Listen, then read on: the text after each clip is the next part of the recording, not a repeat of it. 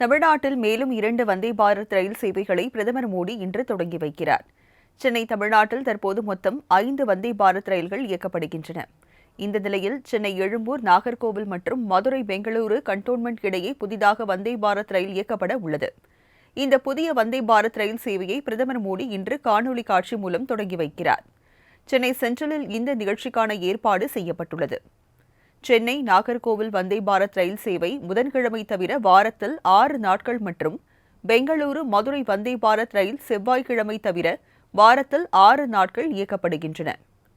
எழும்பூர், நாகர்கோவில் இடையிலான இந்த வந்தே பாரத் எக்ஸ்பிரஸ் ரயில் தாம்பரம், விழுப்புரம், திருச்சி, திண்டுக்கல், மதுரை, கோவில்பட்டி, நெல்லை ஆகிய 7 இடங்களில் நின்று செல்லும்.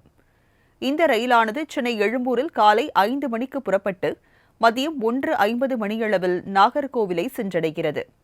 மறுமார்க்கமாக நாகர்கோவிலில் இருந்து பிற்பகல் 2:20 மணிக்கு புறப்படும் இந்த ரயிலானது இரவு 11:15 மணிக்கு சென்னை எழும்பூர் வந்தடையும். இதேபோல் மதுரையில் இருந்து பெங்களூரு வரையில் இயக்கப்பட உள்ள புதிய வந்தே பாரத் ரயிலானது மதுரையில் இருந்து காலை 5:15 மணிக்கு புறப்பட்டு மதியம் 1 மணிக்கு பெங்களூரு சென்றடையும்.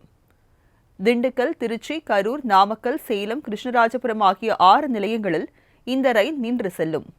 மறுமார்க்கமாக மதியம் 1:30 மணிக்கு புறப்பட்டு இரவு 9:54 மணிக்கு மதுரை வந்தடையும்.